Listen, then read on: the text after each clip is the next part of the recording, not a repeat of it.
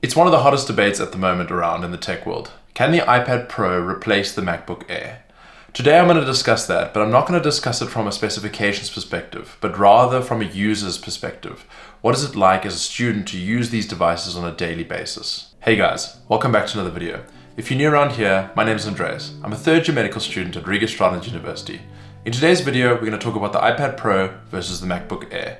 Can the iPad Pro completely replace the MacBook Air, that you don't need any other device but the iPad? Let's start off with talking about why exactly we're comparing these two devices specifically to each other. They both have a similar amount of real estate, with both of them being around about 13 inches, and they both fall into a similar price category out of the box. But there's a big catch. The MacBook M1 is at about 1,200 euros and the M2 at 1,500, and the iPad Pro is now starting at about 1,500 euros. But the catch to this is that the iPad Pro cannot compete out of the box with any of the MacBooks, because you need specific attachments to make the iPad more towards a laptop. One of the devices that make the iPad Pro more like a laptop is the Magic Keyboard. Well, the Magic Keyboard is pretty expensive at 400 euros. I think it's a pretty ridiculous price for this setup, but I must say from a user experience, it is very, very nice having the Magic Keyboard.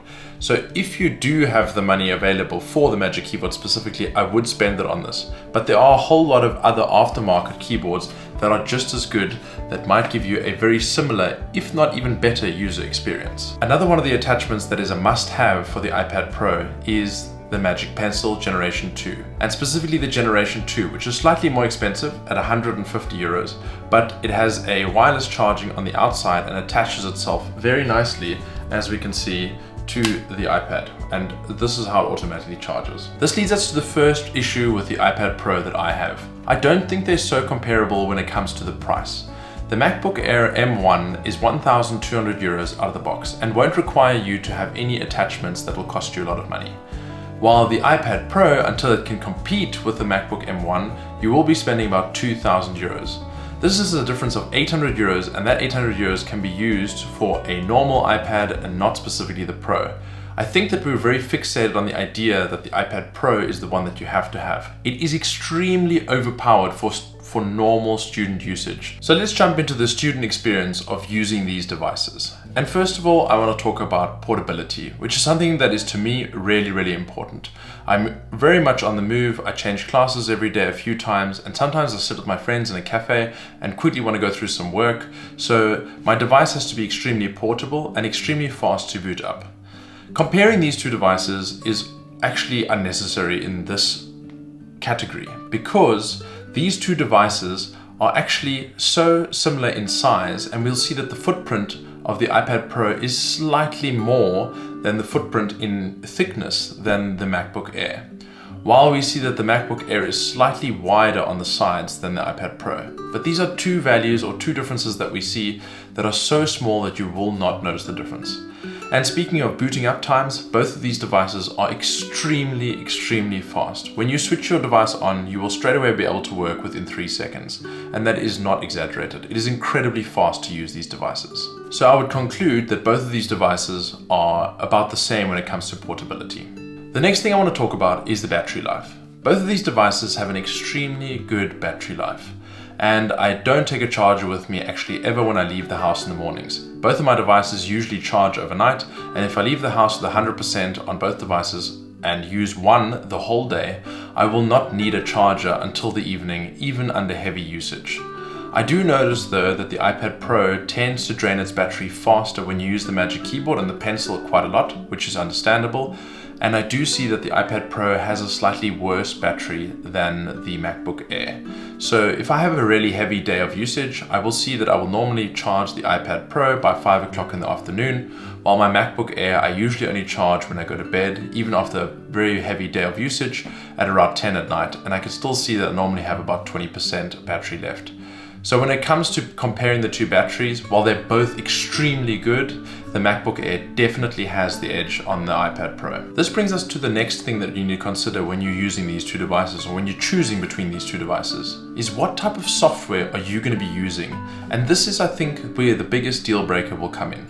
If you're using very highly intensive software that is optimized for laptops, you really don't have much of a choice. You have to have a laptop. It doesn't specifically have to be a MacBook Air, but if you want to be in the Apple ecosystem, you cannot normally sort of replace the iPad Pro with the MacBook Air depending on what programs you use. I myself as a student, you normally use programs like Gmail, Notion, Microsoft Office, and some other sort of very basic applications. Obviously now doing my little YouTube work, I do use Final Cut Pro, therefore I have to use the MacBook Air, but otherwise I could use both devices equally. So let's dive deeper into this user experience of these two devices and what we notice as a user in the difference when I'm using these programs.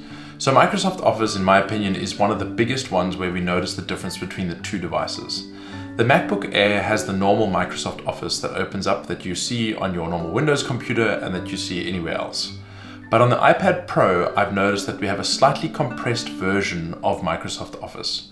It can do the exact same things. There's no limitations on what the device and the program can do. So you can have the same PowerPoint presentation and the same Excel spreadsheet. But what I have noticed is that the workflow and the work speed on the iPad Pro is much slower because it is a lot more tedious to go about clicking things and sort of finding things in menus. While normally on the MacBook Air, you have shortcuts and you have a much more open field of the application that you can sort of click and get fast to settings that you want to use. Now this isn't much of a deal breaker depending on how much you have to work and how much you lay value on the fact that having an extra click or using a bit extra time to do everything is in your workflow.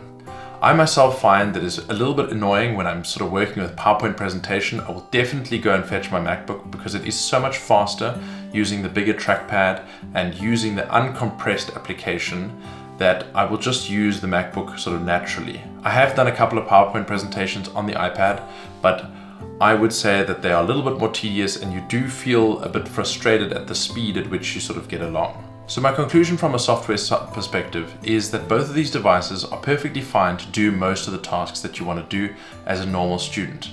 But you will notice that the iPad Pro just takes a little bit longer and everything is just a little bit more tedious to do on this device. But they're both completely well suited to do Microsoft Word, PowerPoint presentation, and Excel. Now I want to talk about probably the biggest thing that the iPad Pro can do that the MacBook can't, and that is note taking. And I think that this is exactly what made this device so famous and so sought after in the student world. I myself bought it for this exact reason, for the ability to take notes, handwritten notes on sort of any diagram, any PowerPoint presentation that my teacher is currently talking about. And this is where you need to be honest with yourself. What are you going to do with this note-taking ability? Are you someone that says, I'm going to write notes every day and I'm going to refer to my notes back again and look at them when I study? Or are you someone that says, I'm going to write notes because I can and because I have the opportunity to and never look at them again? Because I was option 2.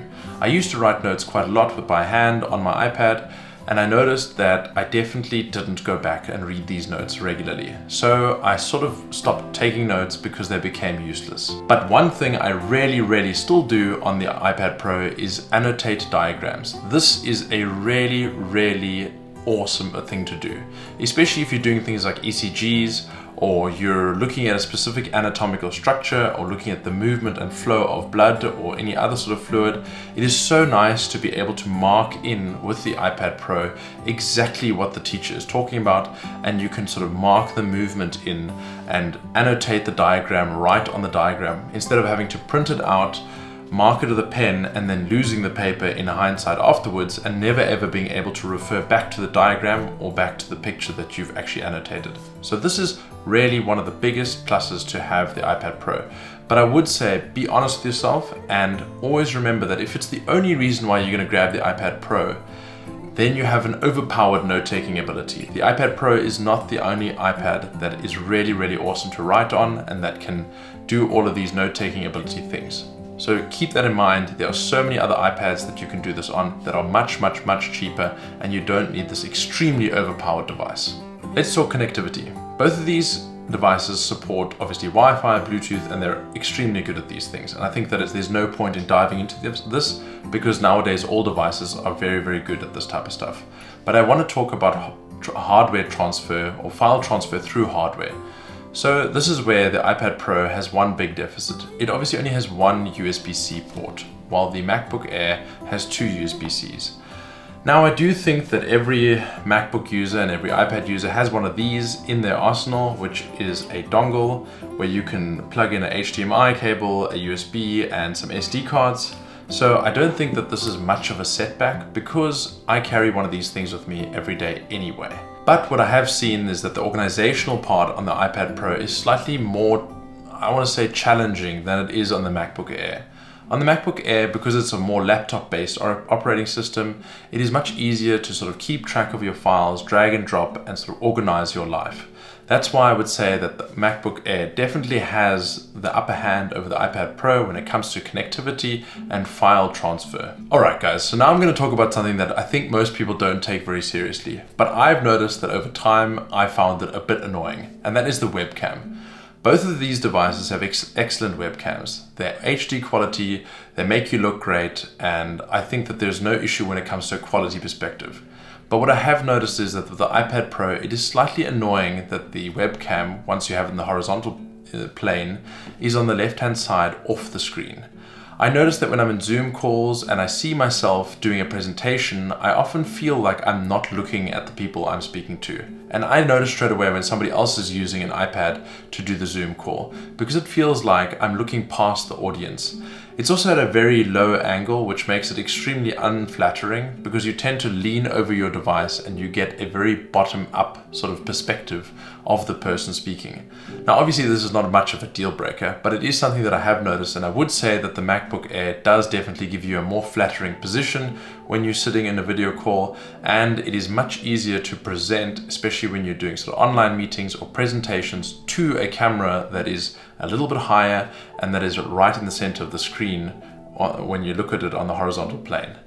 So it's a little small thing to tweak, but I think it's definitely not a game changer, and I wouldn't buy the one device or the other only because of the webcam, but it is something to consider, especially if you see yourself using this device in your professional space where you will be working a lot on camera or sort of on a Zoom-based platform. Staying on ridiculous themes, I want to talk about the keyboard. I think this is something that is hyped way too much on the internet, but I do admit that I do have a mechanical keyboard and I do enjoy using it, but I don't think that after a certain amount of typing experience or a certain amount of typing quality that a keyboard can give you, it's very relevant to talk about it. I think that both these devices, with the Magic Keyboard and the iPad Pro, have fantastic typing experiences. But there's one deficit that needs to be spoken about with the iPad Pro, and that is that you cannot work on your lap. The keyboard sort of becomes a bit soft, and you notice that if you don't have anything like a hard plate underneath the Magic Keyboard, it is a little bit annoying to use over a long period of time. Also, when you sit with the Magic Keyboard on your lap, because the Magic Keyboard is so top heavy, if you don't have one hand on the device at all times, it will tip over and tip forwards off your lap. And I must say I've caught my iPad 3 or 4 times because of this top heavy sort of weightedness that the iPad Pro has. And that is something that can be considered, but I also don't think it's a deal breaker. But you need to think about your working and environment and where you want to work with this device. So concluding about the typing experience, I think that both of these devices have a really, really good typing experience, especially when you're working at a table or on a hard surface. But we see a deficit in the iPad Pro once we move off hard surfaces, and you might be sitting in your bed typing on your pillow, or you're sitting at a meeting and you have your device on your lap. So what is my conclusion on these two devices?